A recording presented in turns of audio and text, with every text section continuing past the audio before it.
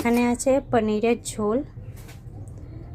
পনিরটা হচ্ছে বেসিক্যালি আমার মার জন্য করেছি, কারণ আমার মা খায় না মাংস, তাই পনিরটাই মার জন্য করা হয়েছে অল্প করে। এখানে আছে চিকেন, এটা আমার হাজব্যান্ড রান্না করেছে চিকেনটা, এটারও খুব সুন্দর গন্ধ বেরিয়েছে। এখানে আছে পোলাও, দেখো পোলাওটা, জানি পোলাওটা এত ভালো লাগছে না দেখতে, তবে খেতে কিন্তু খারাপ হয়নি, ভালোই হয়েছে।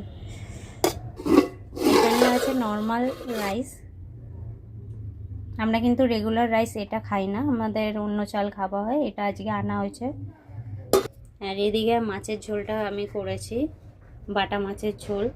এটা হচ্ছে পায়েস, এই যে শেষ হয়ে গেল রান্না। তো কিছুদিন আগে কিন্তু আমার শ্বশুর শাশুড়ির অ্যানিভার্সারি ছিল, তো আমরা যেহেতু কলকাতায় থাকি, আলিপুরদুয়ারে সেইভাবে থাকা হয় না, তাই কিন্তু অ্যানিভার্সারিটা ওইভাবে সেলিব্রেট করা হয়ে ওঠে না। তো এবার যখন আমরা এসছি, তাই আমরা ভাবলাম যে চলো বাবা মার জন্য কিছু একটা সারপ্রাইজ প্ল্যান করা যাক অ্যানিভার্সারিতে গিফট দেবো বলে। তো অনেক ডিসাইড করার পর আমি আর আমার হাজব্যান্ড ভাবলাম চলো মা বাবাকে কিছু একটু ভালো মন্দ রান্না করেই খাওয়াই। তো তারপরে আমি আর আমার হাজব্যান্ড সকাল থেকে রেডি হয়ে গেছিলাম রান্না বান্না করার জন্য, কিন্তু আমার শ্বশুর শাশুড়িকে এক ফোঁটাও বুঝতে দিইনি। তারা কিন্তু বারবার জিজ্ঞেস করছে যে এই এত রান্না এত আয়োজন কিসের জন্য, কী উপলক্ষে। তাদেরকে কিন্তু একটা বারের জন্য বুঝতে দিইনি আর বলিও নি। তারা কিন্তু বারবার ভাবছে যে জন্মদিন নেই কিছু নেই কিসের জন্য।